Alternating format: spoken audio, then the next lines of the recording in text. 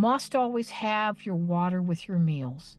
I don't know how many times a week I have to send out the answer, are you drinking water with your meals? How long ago was it, Unique, that someone somewhere started this crazy idea that you have to keep your water away from your food? Because if you drink water with your food, you will dilute the digestive enzymes that are digesting your food. It's just like, we all know this. You swallow food in a clump. It's a mass, a solid mass. How do we get the digestive enzymes all to work through the whole mass? You can't. How can we break that mass up? Add water, and then you disperse it into hundreds of little globules, and you increase the surface area because the digestive enzymes can only work on surface area.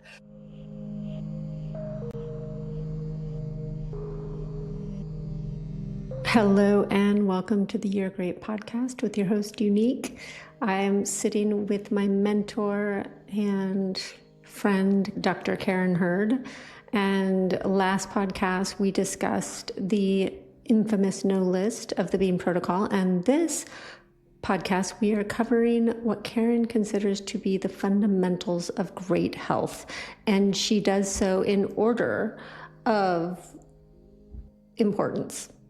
So we had a lot of fun discussing this. I also wanted to remind you that my next live Bean Protocol is July 11th.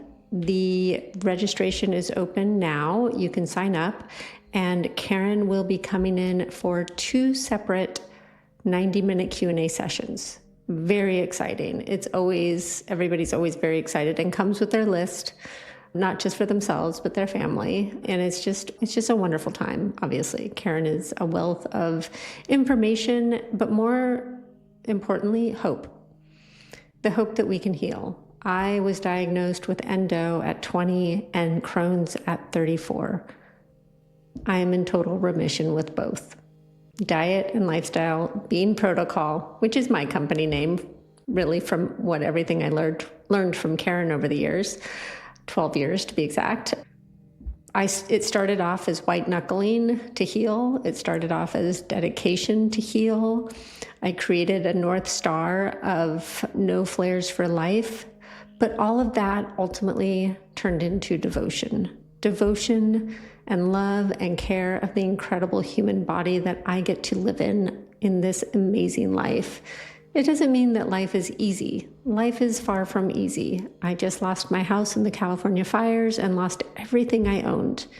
I have to start over at 49 years old, but because I have my health and I have the rituals that hold me, I'm fine, no flares. And as you hear in the discussion today, stress plays a major role in health. So the fact that I had these habits that hold me, even though my home was gone, home was found in my habits.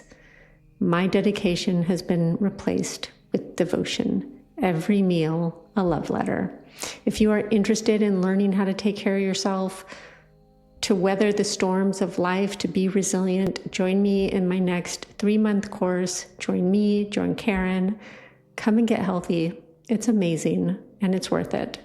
Life is always going to throw us curveballs, but with a resilient body, we can feel it, we can cry, we can scream, but we have our health. And to me, having my health has been the greatest gift. For everything I gave up, I've gotten back tenfold. I hope you enjoyed my conversation with Dr. Karen Hurd today, and hopefully I'll see you in the course.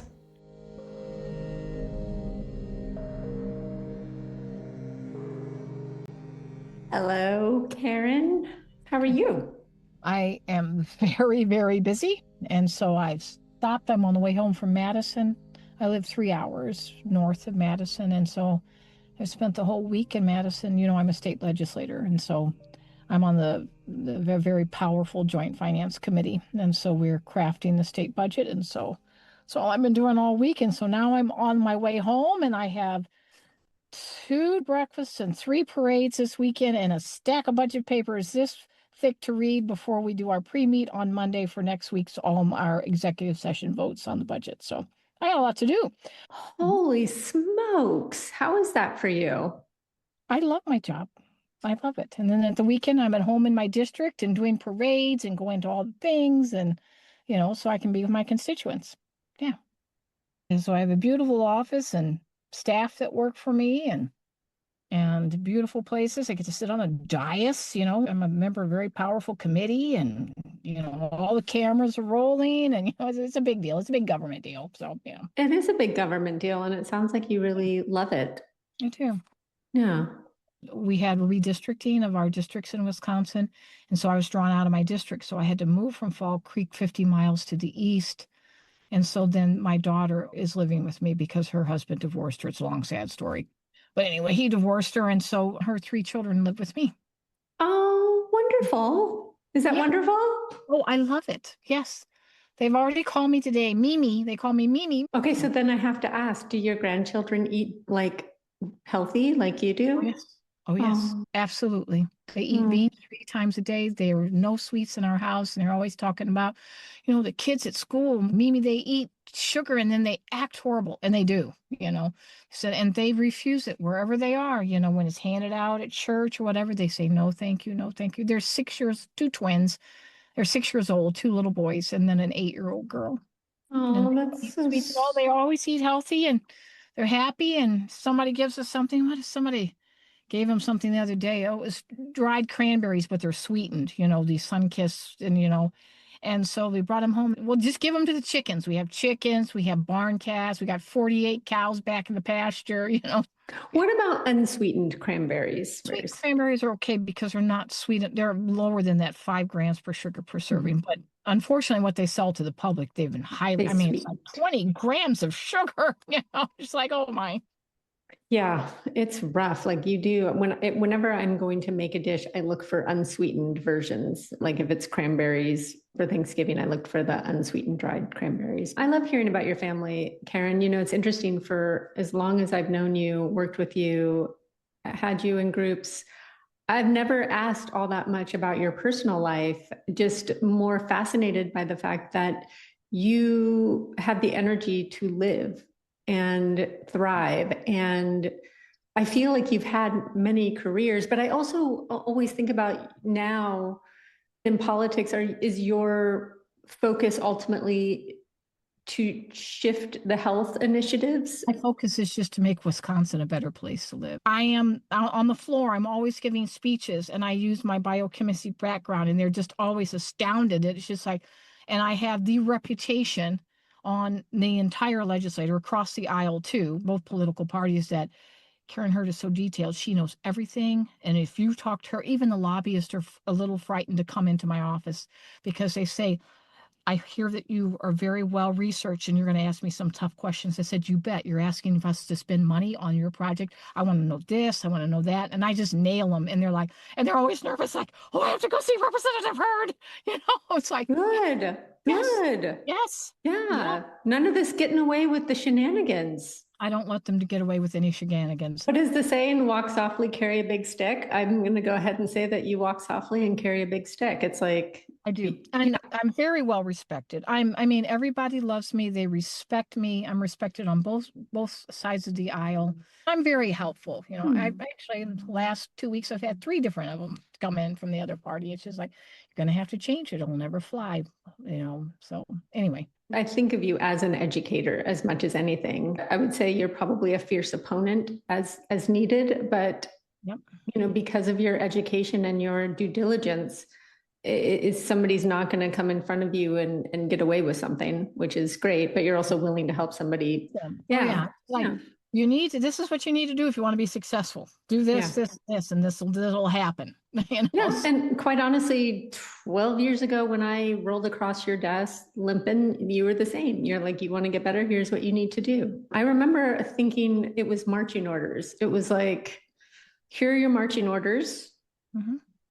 Now you got to execute. And I think it's interesting because executing is where we become very human. If it were as simple as executing a simple plan, but somehow with how simple the plan was, it was incredibly complex to execute. People are like, unique. In Karen's book, she says she can heal guts in, a week. How come it took you a year and a half? And I was like, well, it's complicated. It's complicated. It's complicated. Because each of us Um, have to get to that place where we're going to do something. I mean, just before I got on, I had a minute to answer one of my emails, and she says, "What can I do for my stomach ache?" I look up; she's enrolled in 3 of my courses. One of them's 10 brothers, and she says, "Should I do the white diet? I mean, I'm sick. I have diarrhea." It's just like, how many times do you have to tell them? I very politely said, "Go to step one. Follow the step. I'm leaving for Austria in 6 days. What am I going to do? You will take psyllium with you. Otherwise, and if you but I want to eat my cashews. It's, you cannot eat cashews right now. That they just, it's just like, are you listening? And this person has been with me for years. It's just like they fall off. This unique. You've been doing this for a number of years now too. You get them to where they should be. They think they're well, so they can go back to their old habits. And then it's just like, okay, well, we'll just start at the beginning again. we think of a prescription as something that we don't miss and we always fill. But with a dietary plan, we don't think of it as the same way. But in reality, it needs to be considered your prescription. Mm-hmm. Mm-hmm. And the prescription is, most prescriptions are, you don't drink alcohol and whatever, on a prescription because it messes up the prescription. It was the same thing. I'm like, you just have to see it as like, here's your no list for your prescription. Because the no list podcast was so well received, people just shared it all over the place of like really understanding what went into your no list. I figured today we'd revisit the fundamentals and why you view them as the fundamentals of great health. What are they? What do you see them as and why? Top of the list is that we have to be eating soluble fiber every day. Every one of us, every day. And not just for a period of time in our life when we've obtained wonderful health. We have got to make sure that we do this for as long as we live. So, amount of soluble fiber for someone that is healthy and basically you don't recognize that you have any health problems, and hopefully you don't. You will need an average adult of 120 pounds or more, will need a half a cup of beans every morning, every lunch, and every evening meal. And we don't skip the beans. And if you say, well, I don't like beans, then we find a way that you can get the soluble fiber, because there's a lot of good ways to make beans and there's all kinds of different ways to make beans. But we also have psyllium because there are some people that are sensitive. It's histamine sensitivity. It's called MCAS, and it is where you have allergies, but then you react to and in an allergy, you have a histamine response. Histamine is a cellular mediator, so that when an allergen triggers a mast cell, it's in the mast cells. The mast cells line your skin, they line your gut, they're everywhere. And then if they are triggered by an allergen, then it will release a chemical called histamine. Well, histamine is also found in foods. And so then beans have histamines, lots of foods have histamines, and so then they're sensitive to that, and they always have hives, or there's tons of symptoms to this mast cell activation syndrome. And so we can eat psyllium then, because psyllium doesn't have any of those histamines, and then you still get the same types of fiber that you get in beans. See, I always just talk about soluble fiber, unique, just as a big lump together, soluble fiber, but there's actually different kinds of soluble fiber, because some people say, well, I want to take wheat dextrin. Wheat dextrin is a terrible soluble fiber. It's okay, it's a soluble fiber, but it's terrible. It's not going to do, it doesn't have the power that we have mucilages, we have cellulose, we have hemicellulose, we have several different types of soluble fiber. Beans have them all, psyllium does too. So psyllium is the only thing that can substitute. We're not going to get away with inulin. There's another type of soluble fiber. We're not going to get away with wheat dextrin. There's so many of them out there. So psyllium works. And guar gum is the one that everybody Yeah, always comes guar back at. gum is another one, and it's like, no, we're not going to get away with that one either. Pectin, a lot of people will just do pectin. That is an important soluble fiber. That is one of the soluble fibers, but you have to have a combination that is most effective, and so that is found in your legumes, beans, or you're going to buy the psyllium, and psyllium is sold everywhere. And just don't get these. Metamucil is one brand of psyllium and will be recommended by doctors and has been. But then they adulterate the psyllium by they put in sugar, and they put in some type of flavor, strawberry, orange, whatever it is. It's like, no, no, no, no, no, just plain psyllium. And then a lot of people, while I'm on this, because people are listening, we've already mentioned how much beans we need to do, a half a cup at each meal. But if you're going to do psyllium because you don't like beans, or you do have a problem with the histamines or something, then they'll take these huge amounts of psyllium. It's just like, whoa, wait a minute. And then they don't drink any water with it. It's just like, okay, let's get this straight. So I'll just say here so everybody knows, 1 level teaspoon, not tablespoon, teaspoon of psyllium stirred into 8 ounces of water is equivalent to a quarter cup of beans. So if you want to do a half cup, you're going to do 2 level teaspoons, and then we're going to have to double the water. Because if you put psyllium in water, you'll notice it soaks up the water. And so you have to have the water with it. And a lot of people get confused and they say, "Oh, I'm all gummed up and I'm constipated." It's like, are you drinking water? Are you drinking water with your meals? Well, I'm happy you brought that up with the husk, because most people, when they buy husk, it says a tablespoon or two, and they do a tablespoon or two. And I'm like blue in the face going, please start with a teaspoon, please. But it says it on the bottle, and they just pick it up and they follow what's on the bottle. So thank you. I'm glad you Yep. brought that up. Okay, carry on. So, okay, water. Okay, so now we have beans.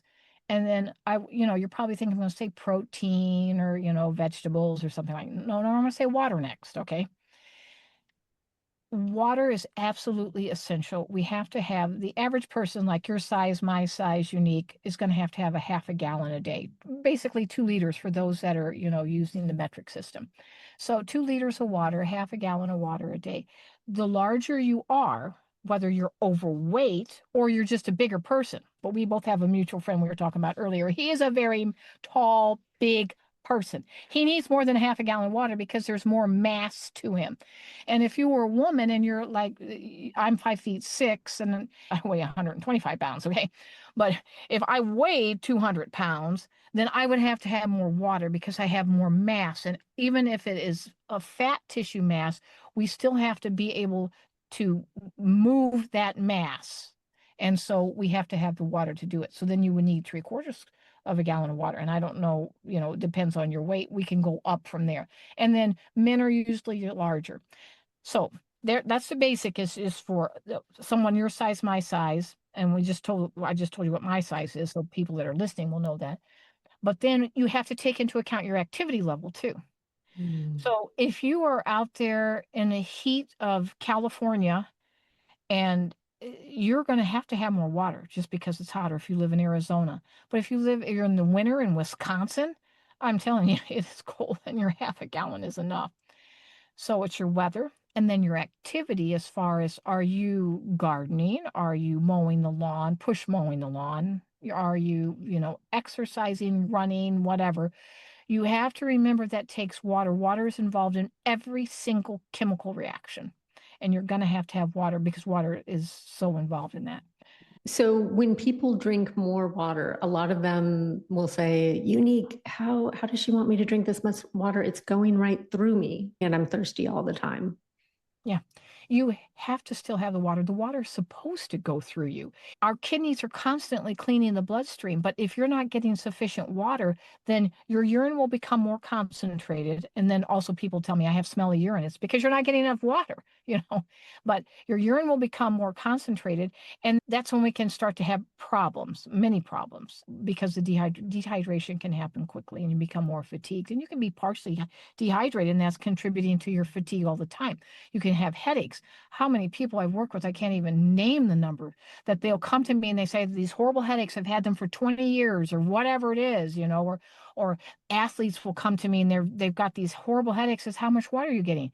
You're only getting a quart of water a day and you're playing basketball for the girls' basketball team. So all you have to do is increase your water. They increase their water and miraculously, after years, their headache goes away, whether they're a sports player or whether they've, now there can be other reasons for headache too, but water is the number one cause of headaches because you just don't have enough water. And there's other things that it can cause. But when you say, well, the water is going to go right through me and I don't want to do that because then I have to run to the bathroom more frequently. Welcome to the anatomy of the human body. That's what's supposed to happen. That's what we want to have happen. And so, I just say you're just going to have to change your attitude. And I have people tell me, and I get it, that they have a job where they can't run to the bathroom as easily, then it's like, okay, well, then time your water. But there has to be one caveat to the timing of your water. You must always have your water with your meals. I don't know how many times a week I have to send out the answer, are you drinking water with your meals?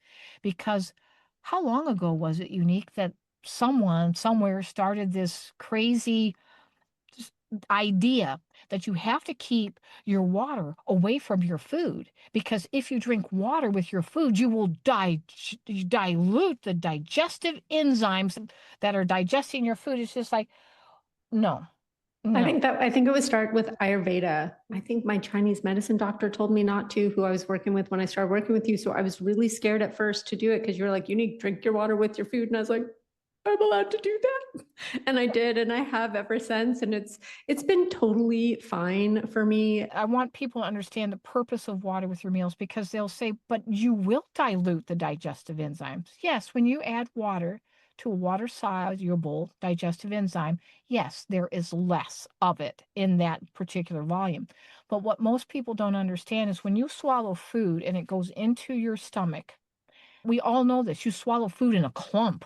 It's a mass, a solid mass, and it's going to go into your stomach. When it arrives in your stomach, if there is no water there or very little water there, and all you have is a tiny, the digestive enzymes, they're not coming in cupfuls, they're coming in teaspoonfuls. And so in a liquid form. And so, how are we going to digest that mass, that clump of food that's sitting in your stomach as a big clump? How do we get the digestive enzymes all to work through the whole mass? You can't. These are chemicals that are going to be working on just the outside layer of that mass. Well, how can we break that mass up? Add water, and then you disperse it into hundreds of little globules, little masses, hundreds, thousands. Whatever you're eating, just drop whatever, and when you chew up your food, instead of swallow it, spit it into a glass of water and see what happens to it. It's going to disperse. It's a cloudy mess, and that's then the digestive enzymes can then get at all of that, and then you increase the surface area, because the digestive enzymes can only work on surface area. So now your surface area is multiplied by thousandfold, and then those digestive enzymes can digest it instead of having this one big mass and you can only get a little small piece of this mass. The illustration that I use all the time is like a washing machine. If you put your dry clothes, we all put dry clothes, well, usually unless you're washing a swimsuit or wet towels or something, but you're putting dry clothes into the washer, and you don't want to dilute the soap, do you? So you put your soap in, but don't add any water, because the water will dilute the soap. It's like, no, no, no. If you don't have water, it's not going to work at all. That is the same. It is a one-for-one comparison. I mean, because the soap is there, but water gives the capacity for that soap to do its job. The water gives the digestive enzymes the capacity to do its job. I have so many emails and they're telling me their situation. I'm writing back, how much water are you drinking? Well, I don't drink water with meals because I was told it's unhealthy. And so then I will write them back how, the importance, and I explain just what I explained to you.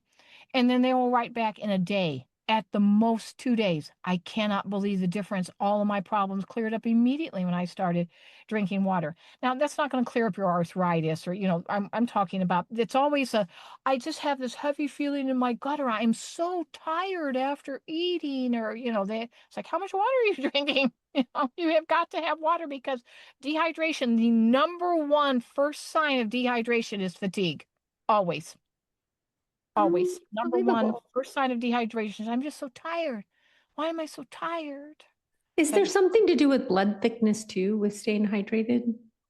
Well, your blood can be more, there's less volume to it because water is providing a volume. But it's it's not that it's going to make your blood so thick that it's going to clot or something like that, because that's a whole different chemical reaction. So if you're feeling tired, and people who always say this to me, 15 minutes after I eat, I'm so fatigued. I'm falling asleep at the wheel as I drive to wherever they're going. How much water are you drinking? Well, I'm not drinking any water with my meals. So please just drink water with your meals. You'll be less fatigued after you eat. So if a person is burping all the time, like, are they chewing too fast, swallowing too fast? Could it be because they're not drinking water with their meals and dispersing their stomach acid to digest properly and it's fermenting in there? Like, what are your thoughts around that? There's two reasons for the burping. The first is they're swallowing air while they're eating. They're eating too fast. I mean, we've all done that. You're in a rush and you throw your food down and you swallow a bunch of air, or you're swallowing air when you're drinking, because we've done that too. You've also all of us have choked. It's like, oh, you can't breathe and swallow at the same time, and then you cough up. And so that's the first thing. You're eating too fast and you're swallowing air. Take your time, quit rushing, and then so you swallow less air. The other reason, that the most common reason, because most of us recognize we're eating too fast and we swallowed air, because then you will immediately burp immediately. But then it's like, no, I didn't, it's 20 minutes later and now I'm burping. That is from the fermentation process. And so you mentioned that just briefly. It is fermenting in your gut. We have two ways to digest our food, that we're created to digest food. And the first is the default way. It's the way your body would prefer to digest food, and that is through digestive enzymes. We all make digestive enzymes. They're made in the lining of our stomach. They're also made in the pancreas. There's some made in the duodenum. That's the first part of your small colon. And these enzymes are released, and they're very powerful, and they can break the chemical bonds that are holding the food, like take a protein, for instance. I mean, there are very specific bonds holding that protein together, and it can break those bonds so that you have the separate little amino acids, or what they're called, so that they can absorb through the gut, go into the bloodstream, and be made into all kinds of wonderful things. And it's the same thing with carbohydrates. We have to break the bonds to be able to, these long branched carbohydrates are called saccharides, have to be broken. Then we also have fats. Those bonds have to be broken. That's made by a digestive enzyme we call bile. There are some from the pancreas too. Lipase is one of them. The amylase is another one that will digest fats. They're very specific to fats.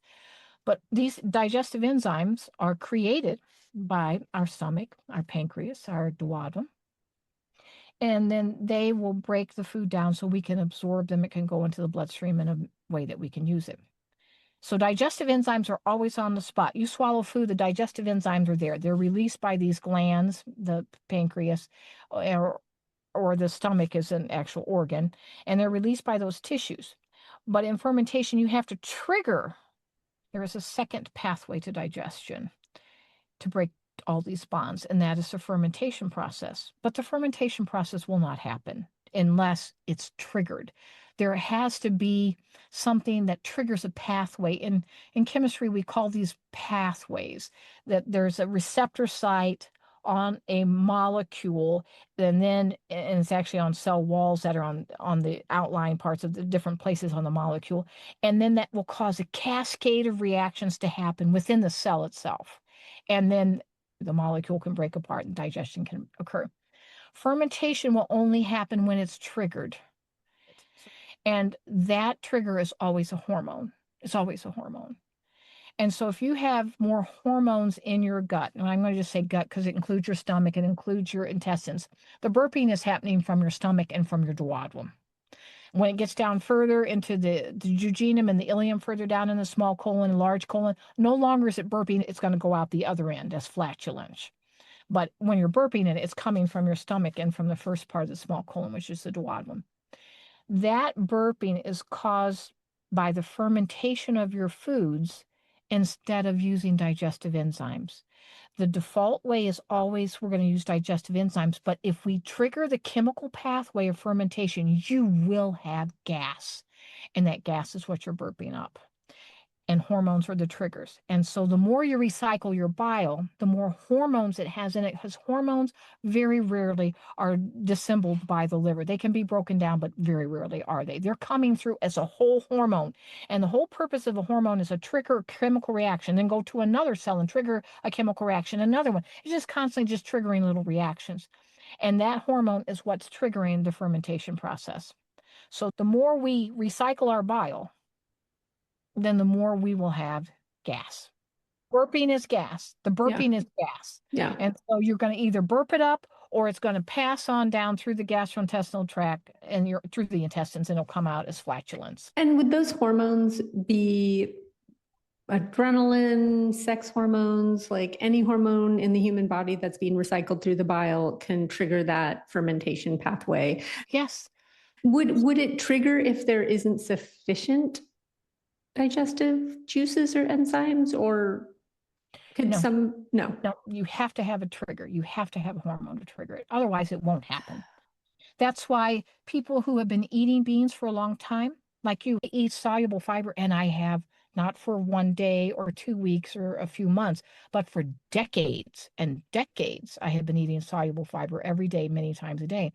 So my bile that is recirculating through my gastrointestinal tract has a minimal amount of hormones. And so there isn't enough hormones to trigger the fermentation process. And so there's no gas that is produced. What causes people to have an insufficiency in things like their pancreatic enzymes and their digestive enzymes? What is the deficiency there in their diet that they are not making? Or is it simply that the hormones are so abundant in the recycling of their bile that, because some people do get tested and they're like, oh, I'm pancreatic insufficiency. Well, the first thing we have to answer is, are they really deficient in digestive enzymes? And I call that into question. I don't think they are. They're making the digestive enzymes. Unless you've removed your stomach and removed your pancreas, well, then you don't have anything that can make them. Your body is making them. But you're doing things and you're putting things into your gut that are overwhelming, that you shouldn't be eating. And so you will make plenty of digestive enzymes. If you're eating a good diet, you don't need to take digestive enzymes. I just had an email today and they said, oh, I've heard that I don't make enough bile. And I'm on Tuda, it's a supplement. And they said, I'm taking this so that I can have enough bile. And I had it, this is our first time contact. And, I'm trying to direct them right past. And I said, and be encouraged. You are making enough bile. If you didn't make enough bile, you would be dead. See, people don't understand this. You don't make enough bile. Bile is carrying out your toxic waste. Even though we're recycling 95% of it, we forget that 5% of it's being thrown away. If we are not making enough bile, where are those toxins? They are in your bloodstream and you will be dead in 24 hours. And to explain this to someone new, and it's like, oh boy, it's not something you can just explain in one email, and you don't want to explain in one email. I mean, they got to get to a place where they want to hear this type of stuff. But anyway, you make enough digestive enzymes. If you didn't make enough digestive enzymes, you are going to be dead because you cannot absorb any of that food in your gut. You are malnourished. You are dying because of malnutrition. You are making enough digestive enzymes. The problem is you're putting other things in there that we have what I call scapegoats all the time. That, we blame gluten, just name all the things that we say that it's caused by. Seed oils. I'm just kidding, go on. Oh, yes. Well, don't get me started on seed oils, okay? All right. And especially, okay, we're moving off the subject, okay? And we blame so many things, and it's not. If you don't make digestive enzymes, you are going to be starving. If you don't make enough bile, you are dead.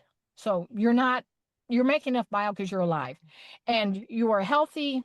So we have to be able to make, we won't exist. I mean, we're making up conditions that we can't live unless we're making digestive enzymes. You'll say, well, I feel miserable enough that I do feel like I'm dying. Maybe it's because you're eating all this sugar. Maybe it's because you're doing all this caffeine, and we're blaming something else. They're like the gluten thing. I won't go too far down that rabbit hole, okay, with you, because we can do that another day. But I really have never met anybody that's gluten sensitive. I mean, that has, that it's really allergic to gluten, and that's really causing their problems. Because I'll say, let's just interrupt the enterohepatic recirculation. Let's get the soluble fiber in there. All of a sudden, they can eat gluten, and they're not allergic to it at all. They're having no reactions to it. It is surprising how many clients come to me with a sensitivity, and then through the process, they're fine. I would say the only person I haven't met like that is celiac, where it's like an autoimmune condition. What's your thought on that? There are a very few number. In my entire career, Unique, and this is 30 years now, and I don't just have a few thousand clients. I've only had one that truly had celiac, and they got over it in 2 weeks. after eating soluble fiber, because they had gone in, they had done the stomach biopsies. They showed me the pictures of where the villi had disappeared or flattened against the wall. And so it's like, and they were fine. They had had celiacs and eating a celiac, diet for 25 years. And he couldn't believe it. I remember he's a professional golfer, and he said, I cannot believe this. This is wonderful. Why didn't I find out about this before? Where was soluble fiber all these decades? So, because celiac is an autoimmune condition, if autoimmune condition can go into remission, why wouldn't a celiac as well? We're making an assumption that celiac is an autoimmune condition. Okay. Because that's an assumption I'm not ready to agree with. Okay. I think that we're other things that are creating this situation. Okay. An autoimmune condition, it just means we have inflammation. Whenever we have inflammation in some part of the body, we say it's an autoimmune. Your own immune system is attacking that part of your body. No, there might be something else that you're doing in your diet and your lifestyle that is creating that inflammation, and we don't know what it is. So we're going to call it an autoimmune. Now, with celiac, there is something with celiac, because I did agree with you. There is something truly with celiac. It is a genetic tendency, and it is usually very few people in our country that has that. But maybe there is a rare one. Mm-hmm. But Mm-hmm.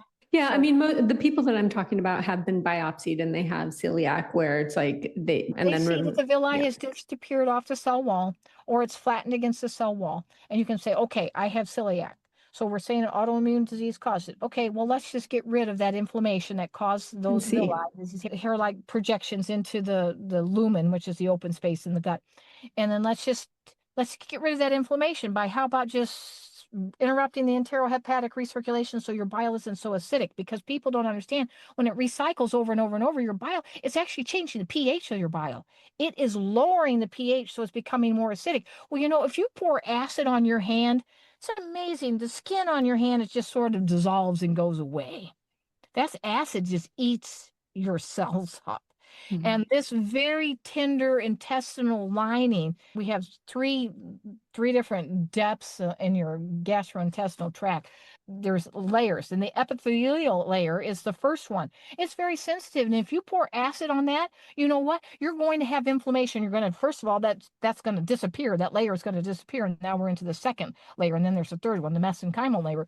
And when it gets that deep, you have sores and bleeding, and then you have, what they call Crohn's disease, depending on where it is, or ulcerative colitis. Ulcerative colitis is in the large colon. Crohn's disease is in the last part of the small colon, and then you have these terrible sores. It's just like, did you know the acid's eating away your gut? That's the bottom line. Because the bile is so acidic.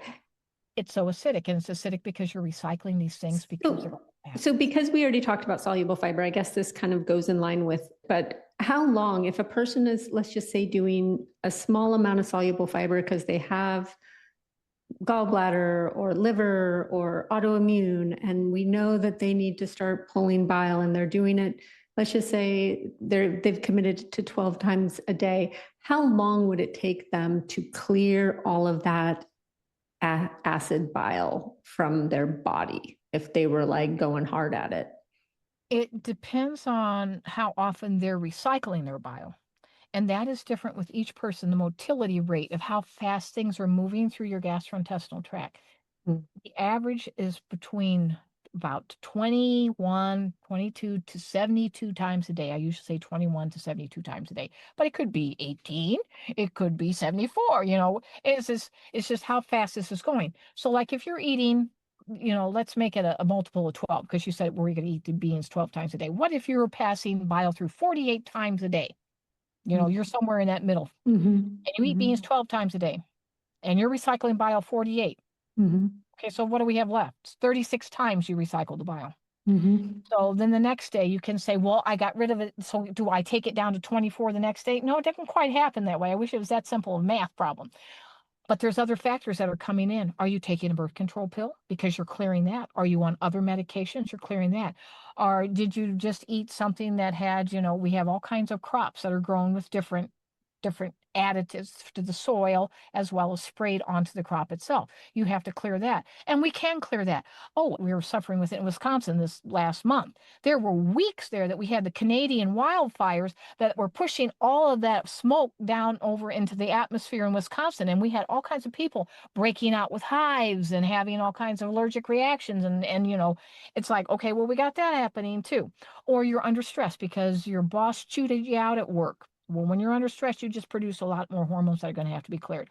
Or where are you in your menstrual cycle? Oh, you're coming up on ovulation. Oh, you're coming up on a menstrual on your period. There was a car that pulled out in front of me and you slammed on your brakes. Well, that's going to have an adrenaline thing. There's so much coming in. So it depends on, and then it's also an individual person, that's just the way they think. I call them worry warts. I mean, they worry all the time about things. Stop worrying. Your worrying is creating adrenaline, which is making it get longer for us to get well. It's just like, stop worrying. You're not going to die. These are just inconvenienced with the way you feel. But, people get, scared that they're on death's door or something like that. So what I hear you saying is A, individual, B, what are the inputs that are happening, stress.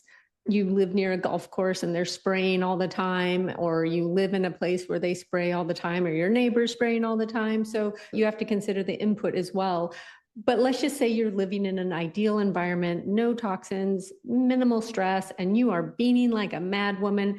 When would you say that bile is clear? And I know still it's an estimate, but if somebody were, because I get this question, Unique, how long before I have all new bile? And I'm like, well, your liver's constantly making bile, right? It's a bile making machine. So what are your thoughts on that question before we move on? I would say 2 to 4 weeks. 2 to 4 weeks of just beaming like a mad woman, you have all new bile. Yeah. If you don't have medication. There's nothing else coming there. No menstrual cycles. Nobody's upset you. The world is perfect. There's no pollution in the air. There is no pollution on our food. Everything is perfect. Okay, so then maybe if in non-ideal, would you say maybe more like 3-6 months in a more realistic setting? Yes, it could be 3 months. Okay. Well, I think that's great because it answers that question of the enterohepatic recirculation system, which is recycling the bile. And so does it go through the liver to the gallbladder, small intestine? Goes through the gallbladder to the small intestine. Gallbladder, small intestine. Okay, so if you don't have a gallbladder, it goes directly from your liver. We have 2 ducts that lead from the liver to the duodenum. One drips directly, just drips slowly into the duodenum, and the other, it goes into the gallbladder. It drips into the gallbladder, but then the gallbladder holds it till you have more than a few drips in there. You can shoot out a 1/4 cup of bile at a time. Yes. All right, hot dog. And the ileum, like the ileocecal area, is that where fat is uptake? Unless you have soluble fiber, is fat kind of like becoming part of the bile and going back up to the gallbladder, liver, enterohepatic recirculation? Or when people see fat in their stool, what is happening there? If you see fat in your stool, it's passed through the ileocecal valve into the large colon. So fats are absorbed. It's a one-way track. You can't go back up. It's always going down. And so we absorb fats from the ileum. We don't absorb fats in the stomach. We don't absorb fats in the jejunum. Or the duodenum, the jejunum. It is only in the last part of the small colon. That is the only place in the human body we can absorb a fat. Period. Done. And so that not even through our skin can we absorb fats. And so it goes right through from the ileum into the bloodstream. And the liver will clean it all out again. Send it to the gallbladder. The gallbladder sends it to the duodenum and goes through until it gets to the ileum.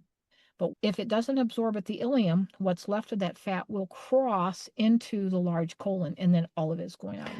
What would be a reason for it not to be absorbed in the ileum? Because I remember when I was really inflamed in the ileum with Crohn's, like fat, bad. Like I just major diarrhea all the time. Yep. What keeps fats from absorbing is speed.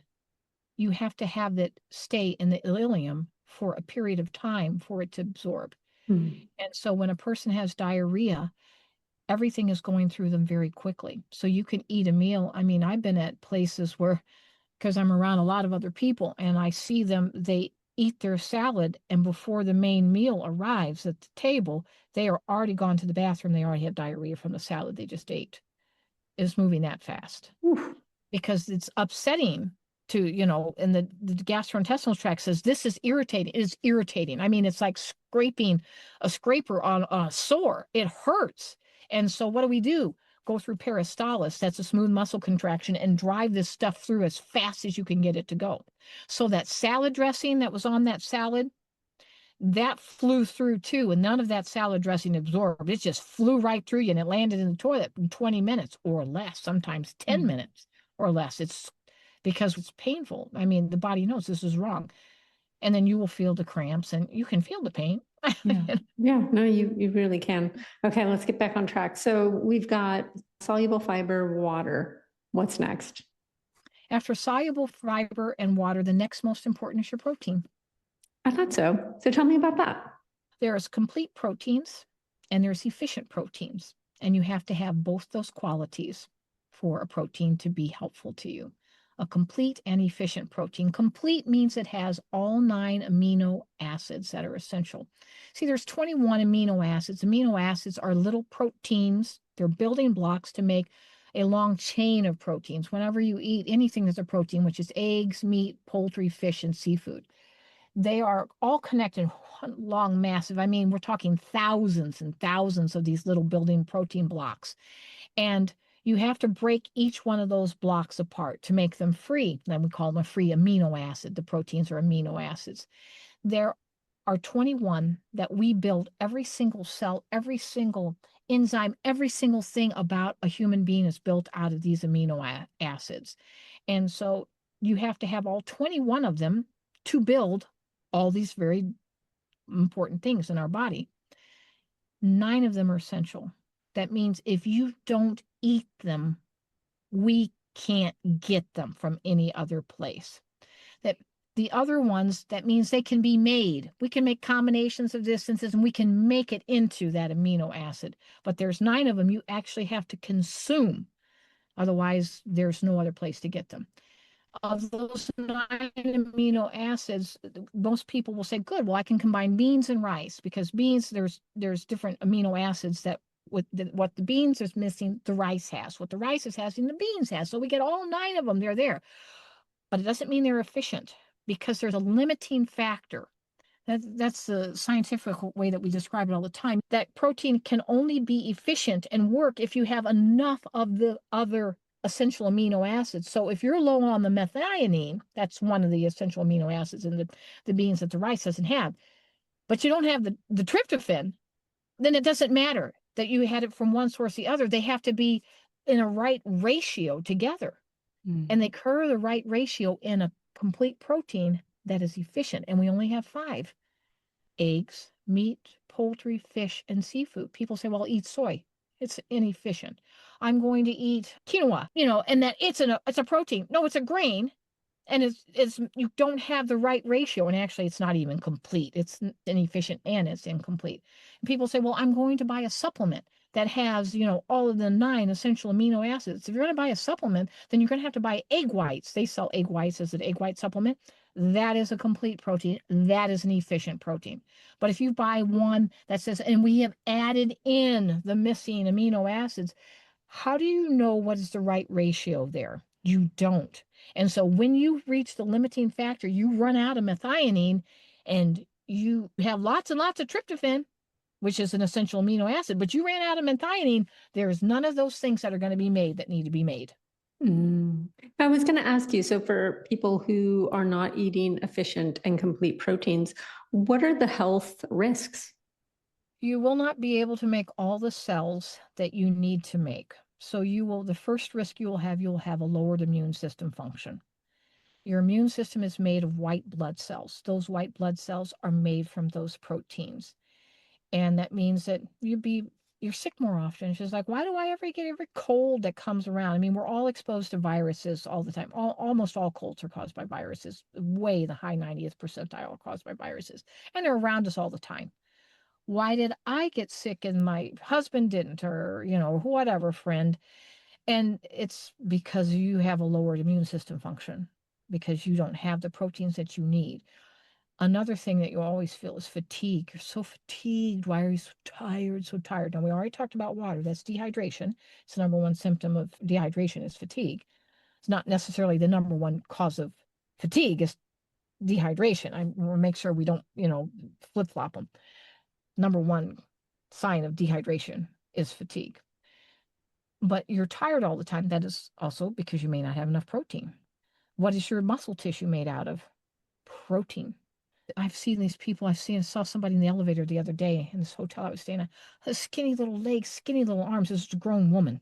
It's just like she has no muscle mass. She has bones and skin covering her bones. And I Mm. mean, you can't say anything to a person on the elevator. Let me help you get healthy. You just go on your way. Because then they're like, you're a weird person. Don't talk to me. Anyway, but you've got to have muscle mass to be able to carry out the jobs that you're doing.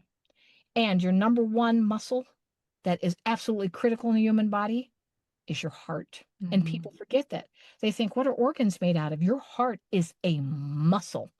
And if you don't have enough protein, then your heart's not just doing its, yeah, it's still beating, but it could be stronger. It's so important. These fundamentals, I talk about them as mastering the basics. Like you have all these people running around trying to grab supplements and potions. And I'm like, master the basics. Like get Yes. really great at the basics of great health, which is what this podcast is covering, the basics of great health. And if you dedicate, my healing turned from dedication into devotion. It's like I am devoted to this practice of care and giving my body the nutrients it needs. It's become an act of self-love where I'm like, I love myself and I want to thrive and I want to be a badass like you when I'm older. Like my friend calls it expanders. Like in life, we meet people that are expansive to us, and you are expansive to me because you're not slowing down. You're just getting started in so many respects. You've raised a family and you're continuing to raise family, but you have the capacity, you have these big broad shoulders, and it's just really inspiring to know that you've done it with mastering the basics. Mm-hmm. I have. Why is it so hard? Why is that? Like it's like we're all crows looking for the shiny object, but the foundation of health is quite simple. I think that we go, well, it should be more complicated. What are your thoughts if somebody is a lacto vegetarian and they are like, okay, I'm going to use whey protein? What are your thoughts on the whey protein isolates and stuff like that?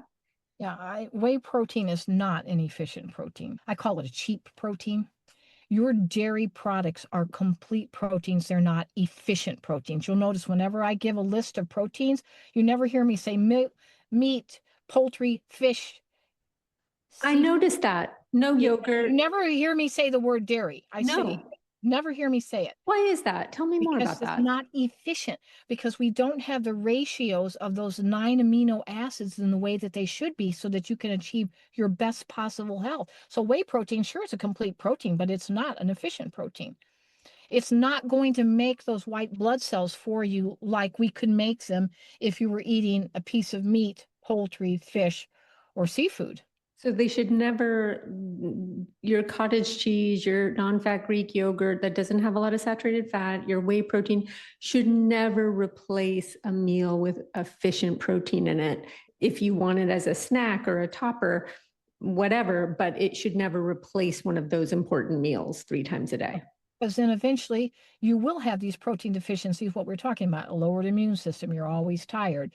And then we end up with all kinds of why, why am, some of these diseases we've talked about inflammation, but that, it's just like inflammation is also, there's all kinds of other chemicals that we haven't talked about, these leukocytes and different things, but those are also made out of protein.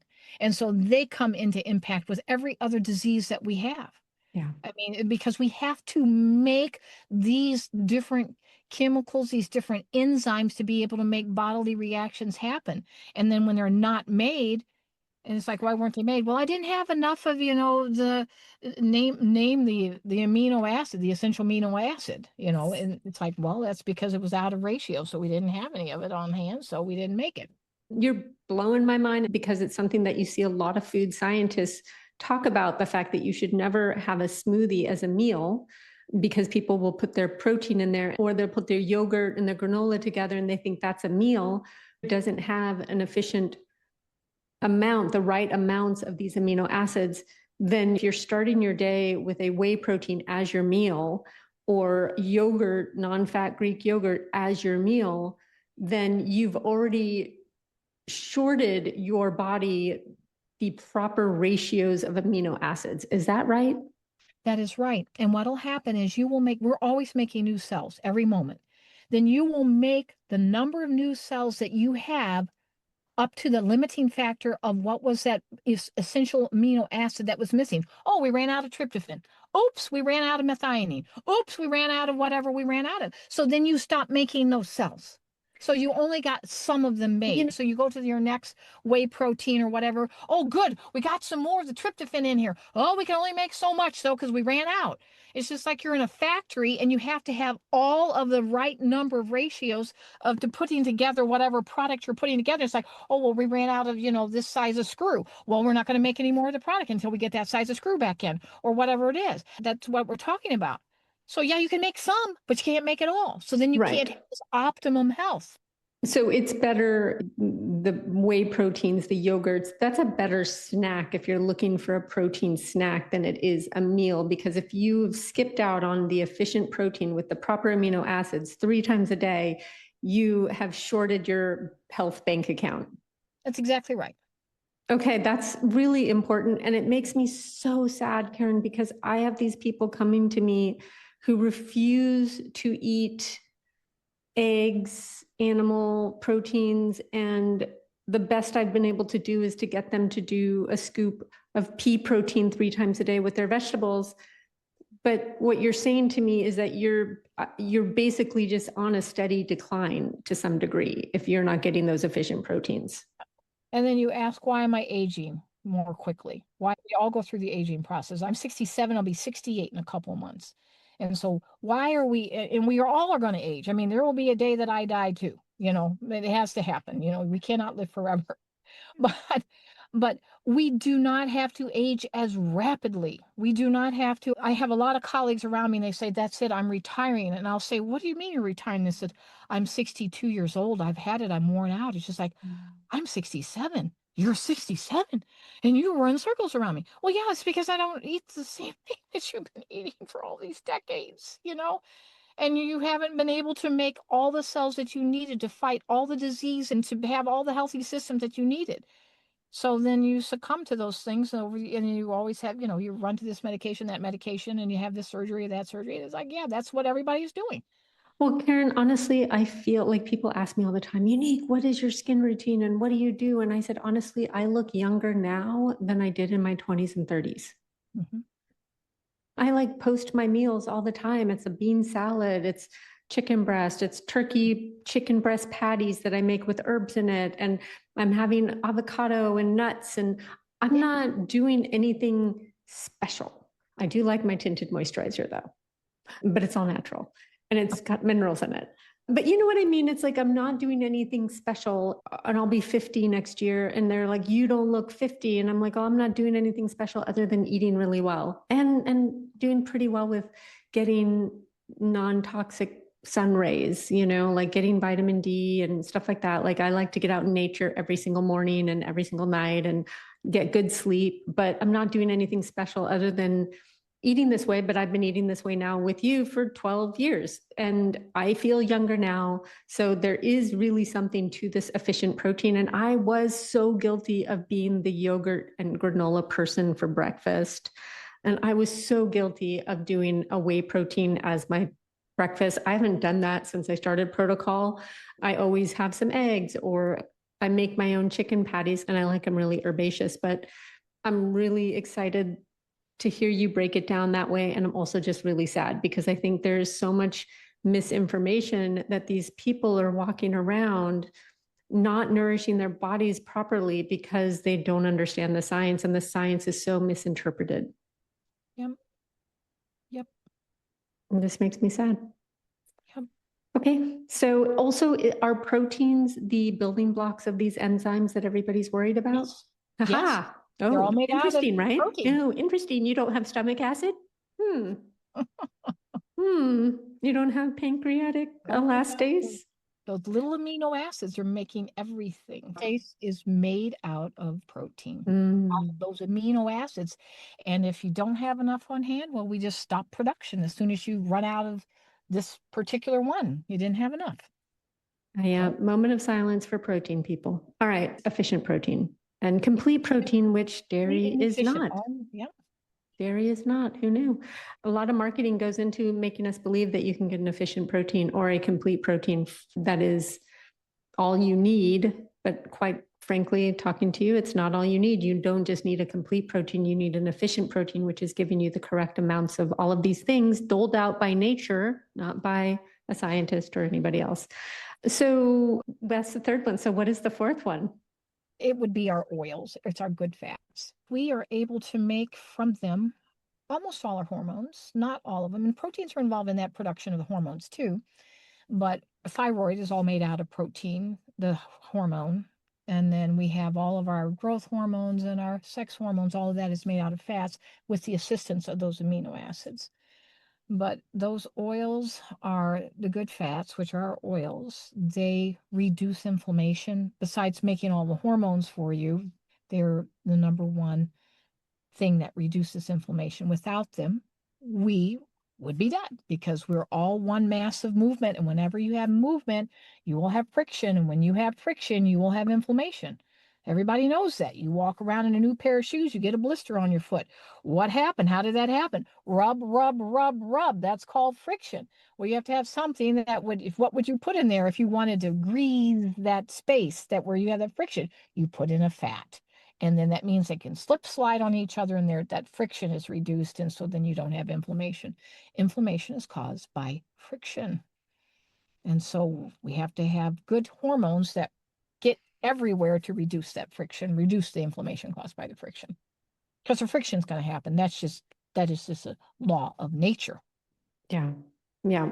Yeah. And if you have a well-oiled machine, your healthy fats and are your WD-40, keeping the joints. Yes, ma'am. That's exactly right. I love that illustration. Yeah. Right. Don't anybody eat WD-40. Please okay? don't. It's just for your bicycles. Don't eat WD-40. That's like eating gasoline. Okay, it's a petroleum product. Yeah, it's really bad for you. It's just a metaphor. Yes, but the metaphor works. Yes, it's the grease for the joints. Yeah, it's grease for the joints. So how long? So let's just say a person is on a severe healing plan with their gallbladder or liver or hormones or I think or Crohn's or colitis where you're a poop storm. How long can a person safely live without additional fats in their diet? You can safely live a very long life because you will make those fats. We will make them out of carbohydrates. Your body can make them. They're triglycerides. It's made out of a carbohydrate. So you will make them, but you will not be in great health. You can survive. I mean, we have a lot of people that survive, but they're not necessarily living a wonderfully great life. They hurt, their joints hurt, they have arthritis, their fingers get gnarled up, and we have all kinds of problems. I mean, the problems go on forever without the fats. But if you're getting over like gallbladder, you're not going to be on that gallbladder diet where we have to take the fats away from you for years. It's only just going to be a matter of weeks, months at the most, and you will still make fats. I worked with a client, I coached a client of yours that was working on endo, and she got to a point where she could have fats, but it was only with meals. That was the person I was thinking of when I asked you that question, because for the longest time, she had such an overproduction of hormones, which is part of the endometriosis situation. So the fats were limited. And that's why I think I was asking. And also people go, well, unique if I'm not eating fats. And, what about my bile? And I'm like, no, don't worry. Your liver is going to keep making bile and, it's fine. But I do think of the fat-free era that we all lived through where it was like everybody was not eating fats. And you're just like, there was a lot of health issues that came out of that era. So it's not ideal. It's more of like in honor of healing this greater thing, you are abstaining from fats for as long as needed to kind of get ahead of it. Would that be the terminology you would use? Or to get ahead of it or to heal? I mean, like if you have gallstones, we cannot eat fat because you will go through peristalsis to get bile squeezed out, and then it's going to create a terrible, painful gallbladder attack. And so we can't eat fats for that time until we can dissolve those stones. Well, how do you dissolve the stones? You do that by eating soluble fiber. So that can happen in a fairly quick time or it can take a long time. I mean, there's so many we've talked about so many factors coming in here. Mm-hmm. So, but you will be okay. I mean, you're not going to be eating no fat for years and years. No, not at all. Just for a short period of time until we can fix that problem. Then we start to gradually bring the fats back in. So then the final piece of the puzzle of great health, the mastering the basics, the building your foundation of health is vegetables. Yes, vegetables are insoluble fiber, and then their vegetables come with all kinds of vitamins and minerals. You've got, I think of the bell peppers that have more vitamin C than an orange. The more color they have, the more vitamin C they have. So I particularly go for the red and the orange and then the yellow. The green peppers are fine too. They have vitamin C, just not quite as much as your red ones. Mm-hmm. And by the way, they're the same pepper. If you ever grown peppers, it's the same pepper. You just leave it on the plant, and then the longer it's there, then it turns to the color. Wait, so a red pepper is a green pepper is a yellow pepper? Yeah. It's just been on the vine longer. It just cooks longer in the sun. Cool. And it's the vitamin C that is protecting it from the radiation from the sun. Oh, that's so clever. That is so clever. Well, Karen, I mean, obviously I have so many questions for you, but you have given me your time on your way home to see your family.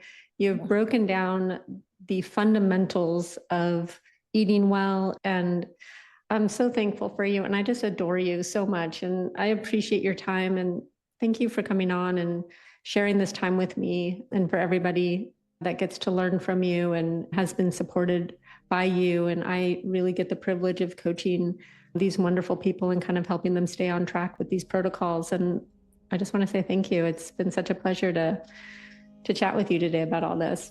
It is my honor, Unique. It's my honor. And I guess I will see you soon in the groups. Yep.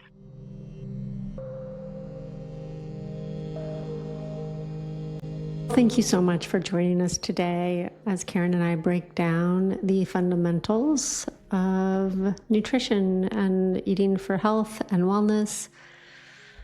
Again, broken record over here, but 12 years later, 49 years old, I started at 37, and it's been the best choice of my life. What started as dedication turned into devotion and just reverence for the human body, and, to lock in and do right by my body is the gift of a lifetime, and just really having the confidence to do it because I've seen my body heal firsthand. Go into remission with Crohn's disease, go into remission with my endo without surgeries and medications. And not to say that there's anything wrong with that. Everybody's got to be on their own journey. I have to say I've seen the power of repeatedly applying these great habits. So wherever you are on your health journey, I hope you find yourself in the course with Karen and I this July 11th, 2025. For 12 weeks together. Karen comes in for 2 separate 90-minute Q&As. And I also run monthly groups so that you can always have support. If you have a Karen protocol or one of my protocols or my friend Louise's protocols, you can join my monthly coaching groups as well, by the way. And Karen does come in and speak to them from time to time. But wherever you are in this beautiful world, I hope you're taking good care of yourself. See you next time.